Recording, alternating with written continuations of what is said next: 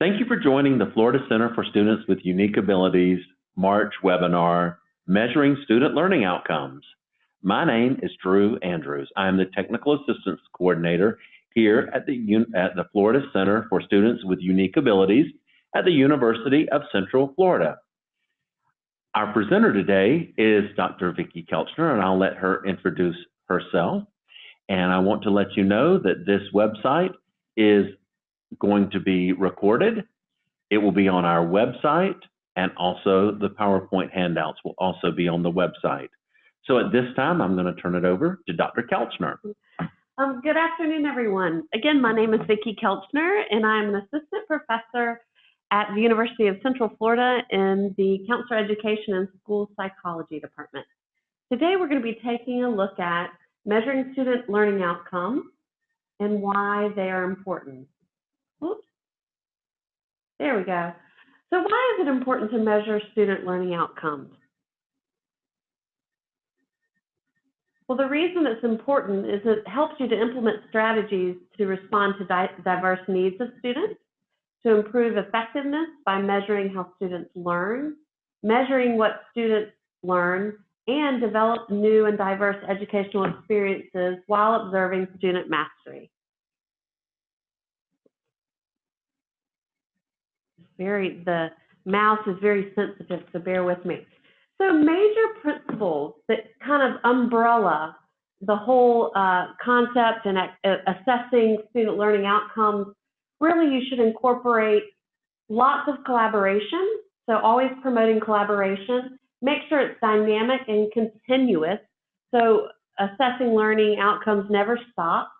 Ensures quality education. So really, the quality of the education is important because you want to make sure that people are learning what they intend to learn and what they're learning is going to lead to success.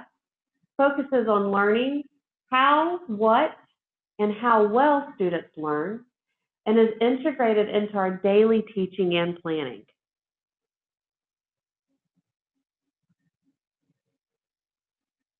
So some questions to really ask yourself when you are trying to think of how am I going to assess student learning is, what should our students be learning?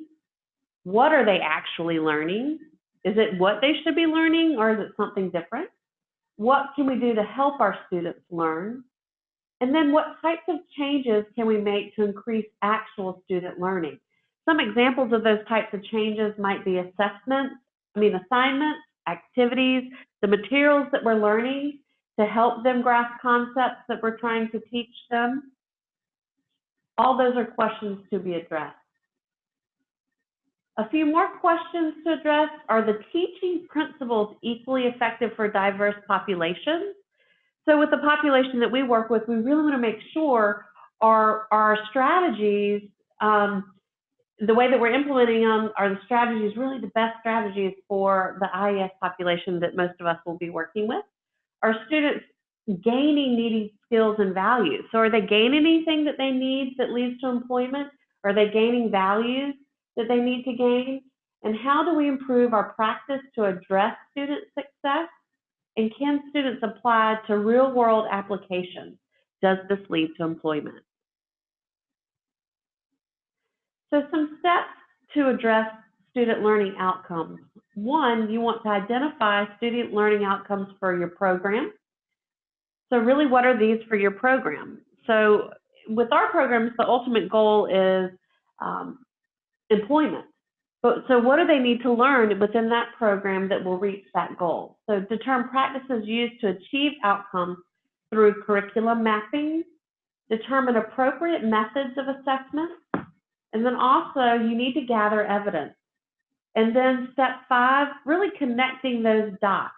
So once you've done that, you need to review and interpret results, recommend actions, make changes, and then you always want to measure effectiveness of those changes to make sure they're doing what you intended for them to do. So some really good educational practices within looking at student learning outcomes is you always want to have formative assessment. So that's intermittent feedback that guides the student. And then you always want to have summative assessment.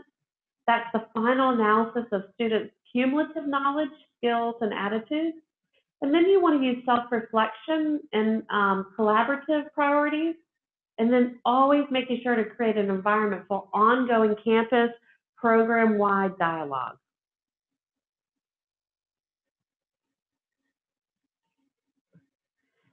So assessment is really a multi-step process. So you formulate a clear and succinct learning goal or goals.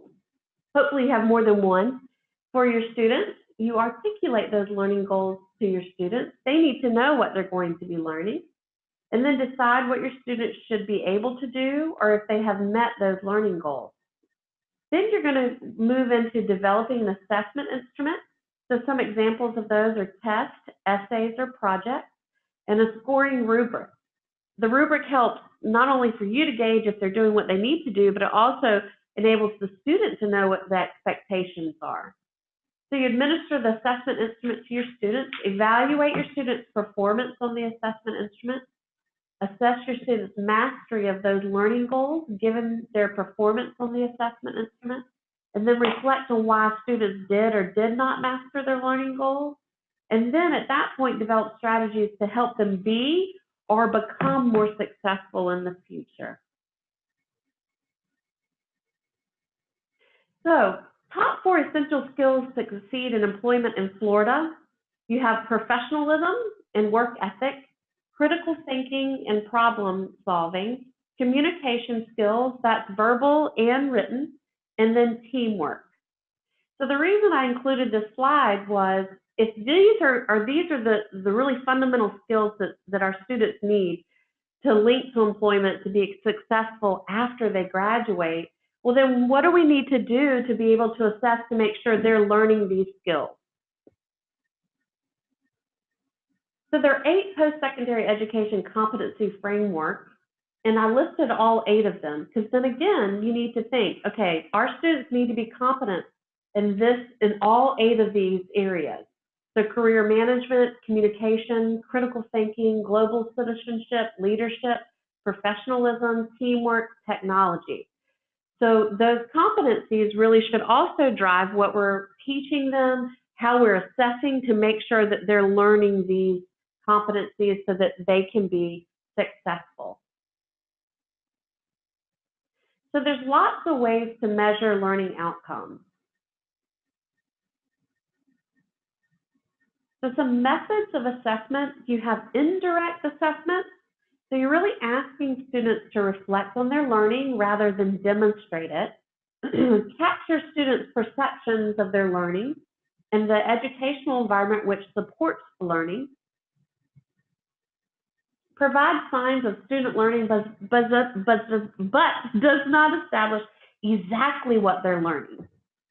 So those are indirect methods of assessment. So indirect methods, here's some very concrete examples. You have questionnaires and surveys. So these questionnaires and surveys can be given to students, alumni, internship sites, so maybe the site supervisors at the sites that students will go to, employers, so these could be employers that are after they graduate or maybe they're employed while they're in the program, also parents and guardians. Then an exit interview is a perfect example too of an indirect method of assessment.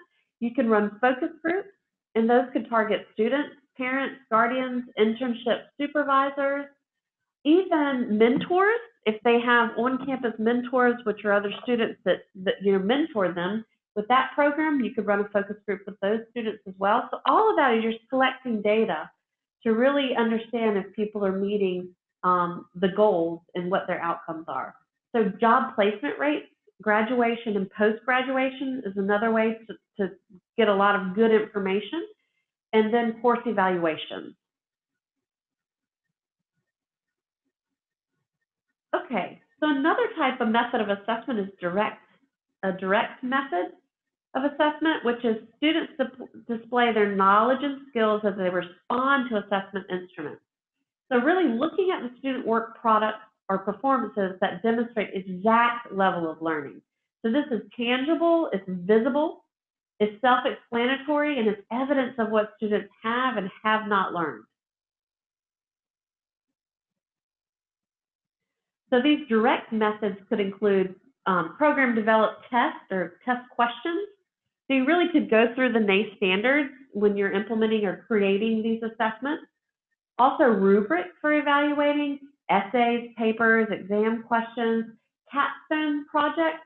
So one example of that might be if your students are participating in a capstone internship, then have them do a presentation about their position at that internship. So you can really gain if they've completely learned what all the different facets are of that internship. Exhibits, performances, or presentations. So you could do interview role plays. You could do kind of a resume showcase. Portfolios of the student work is really important too. And these are things too that they can take to possible employers, and that can help them gain the edge, above the other candidates. So standardized tests are another thing that you could definitely utilize. And just be thinking like, what could this look like for the programs that we work in? And then certificate exams. So you might have some kind of exam at the end that your students are taking, that you assess them through this certificate exam. And you might even look at pre, mid, and post exams to see what their progress looks like throughout the program. And then that's just another way to evaluate not only the students, but to evaluate the effectiveness of the program. So I've put this example in here so you could look at course sequence and assessments, because if you have your course sequence, you could intermittently kind of emerge within the course sequence assessment. So maybe the first semester you have a certain type of assessment that a student might take, or all students would take, similar to what I was speaking about when you have pre, mid, and post. So maybe first semester, okay, our students, we want them to be able to do A, B, C, D. So how are we going to assess them to make sure that they are progressing through the program and reaching those goals that are set for them? So throughout that course sequence, you could say whatever semester 1, semester 2, and then by semester 3, they need to be here. Then through core courses, so this is just an example of the core courses we have at UCF in the IS program.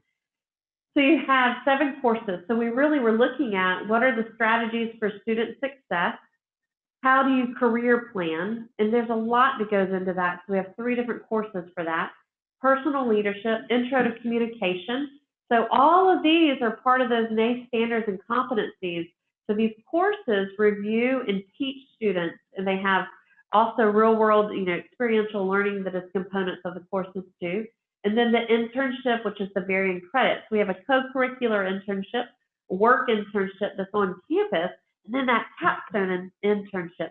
So the capstone internship is a perfect area where like the portfolio is perfect for looking at their learning outcomes, and then for them to take with them when they're interviewing for possible employment.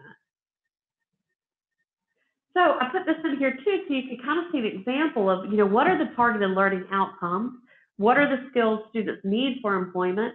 And then what's the course purpose? So you align all those course objectives with the NACE key attributes for employability.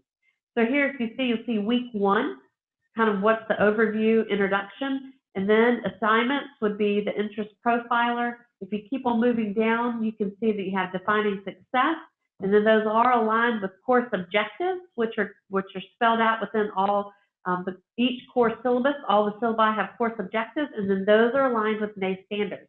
So there's always a lot of intentionality put behind all the courses that you develop for the program, and they should lead to employability at the end. So instruments to assess student learning. So what does this look like within a course? So I showed you a little bit with the previous slide, but the next slide, it goes more in depth. So I showed you all the way through week 15. Again, you have group internship supervision, time management, internship site contracts too.